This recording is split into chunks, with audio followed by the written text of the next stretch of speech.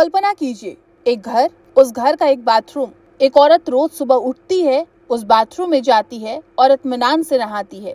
लेकिन जिस फर्श पर वो खड़ी है, ठीक उसी फर्श के नीचे एक लाश दबी है, और वो लाश किसी और की नहीं बल्कि उसके अपने पति की है। हाँ, सुनने में ये किसी हॉलीवुड या बॉलीवुड की थ्रिलर फिल्म की कहानी लगती है, लेकिन दोस्तों ये कोई फिल्म नहीं, ये उत्तर प्रदेश के आगरा से सामने आई एक ऐसी खौफनाक हकीकत है जिसने पूरे देश के होश उड़ा दिए हैं। 45 दिनों तक एक पत्नी अपने ही पति की कब्र के ऊपर नहाती रही, लेकिन वो कहते हैं ना कि मुर्दे भी बोलते हैं, और जब इस मुर्दे ने गवाही दी तो कातिल बीवी का सारा खेल खत्म हो गया।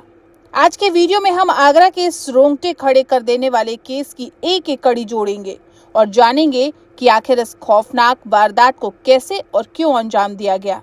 वीडियो को अंत तक जरूर देखिएगा, क्योंकि इस कहानी का हर एक मोड़ आपको हैरान कर देगा।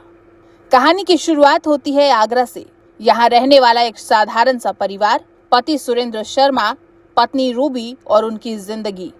बाहर से देखने पर शायद ये एक आम घर लगता था, लेकिन इस घर की चार दीवारी के पीछे की हकीकत कुछ और ही थी। रूबी के मुताबिक उनका वैवाहिक जीवन किसी नर्क से कम नहीं था। आस पड़ोस में अक्सर इस घर से चीखने चिल्लाने की आवाजें आती थी। रूबी का आरोप है कि उसका पति शराब पीने का आदी था और आए दिन उसके साथ बुरी तरह मारपीट करता था। घरेलू हिंसा का यह सिलसिला हफ्तों या महीनों से नहीं बल्कि लंबे समय से चल रहा था। रूबी के अंदर घुट घुट कर जीने की वजह से एक जहर पनप रहा था, एक ऐसा जहर जो जल्द ही एक खौफनाक साजिश में बदलने वाला था। एक रात जब मारपीट अपनी हदें पार कर गई तो रूबी के अंदर का इंसान मर गया, और उसने एक ऐसा फैसला लिया जिसने उसे एक पत्नी से कातिल बना दिया। वो कौन सी रात थी जब रूबी ने अपने पति को हमेशा के लिए शांत करने की ठानी? पुलिस की तफ्तीश में सामने आया कि एक रात रूबी ने पति सुरेंद्र शर्मा को नशीला पदार्थ खिलाया, जिससे उसकी मौत हो गई। लेकिन असली कहानी तो हत्या के बाद शुरू होती है। कत्ल तो हो गया, पर अब लाश का क्या करें? अगर लाश को बाहर फेंका तो पकड़े जाने का डर। पुलिस तक बात पहुंची तो जेल की सलाखें तय थी। तभी रूबी के दिमाग में एक ऐसा शैतानी आइडिया आया जिसे सुनकर आज पुलिस वाले भी हैरान हैं। उसने घर के सबसे सुरक्षित हिस्से को चुना, बाथरूम। रूबी ने रातों रात बाथरूम का फर्श खोदा, एक गहरा गड्ढा तैयार किया और अपने पति की लाश को उसी गड्ढे में डाल दिया। लेकिन बात यहीं खत्म नहीं हुई। लाश से बदबू ना आए और किसी को शक ना हो, इसके लिए रूबी ने खुद बाजार से सीमेंट और रेत मंगवाई। उसने राजमिस्त्री की तरह खुद उस गड्ढे को भरा और उसके ऊपर एक नया पक्का फर्श बना दिया। अब शुरू हुआ 45 दिनों का वो खौफनाक दौर। पति के गायब होने पर जब भी रिश्तेदार या पड़ोसी पूछते तो रूबी बड़ी ही मासूमियत से कह देती, वो तो कहीं काम से बाहर गए हैं या मुझसे बिना बताए कहीं चले गए हैं। जरा सोचिए, 45 दिनों तक, 1.5 महीने तक रूबी उसी बाथरूम में जाती, उसी फर्श पर खड़े होकर कपड़े धोती और उसी फर्श पर नहाती, जिसके ठीक नीचे उसके पति की लाश सड़ रही थी। क्या उसके हाथ नहीं कांपे? क्या उसे नींद कैसे आती होगी? ये एक ऐसा सवाल है जो क्रिमिनल साइकोलॉजी को भी चकरा दे। रूबी ने पति की गुमशुदगी की रिपोर्ट भी दर्ज कराई।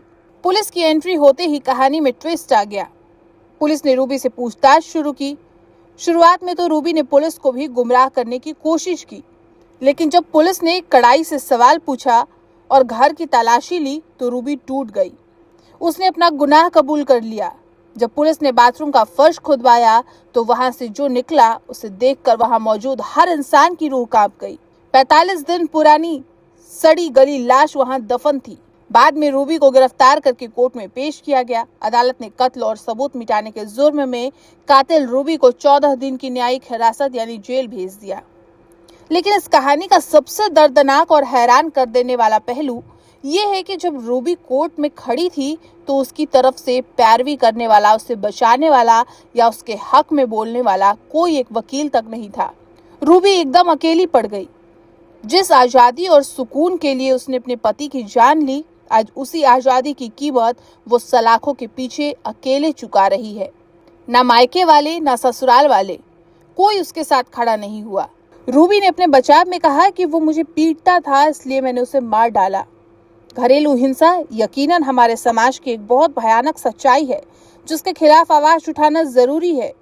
लेकिन क्या किसी की जान ले लेना और लाश को 45 दिन तक बाथरूम में दफनाकर उस पर नहाना इसका समाधान है? कानून के दरवाजे खुले थे, वो तलाक ले सकती थी, पुलिस में शिकायत कर सकती थी, लेकिन उसने जो रास्ता चुना उसने उसे एक पीड़ित से एक खूंखार मुजरिम बना दिया। आपके इस पूरे मामले पर क्या राय है? क्या रूबी के हालात उसे मजबूर कर चुके थे या ये एक सोची समझी क्रूर साजिश थी? मुझे कमेंट सेक्शन में अपनी राय जरूर बताएं।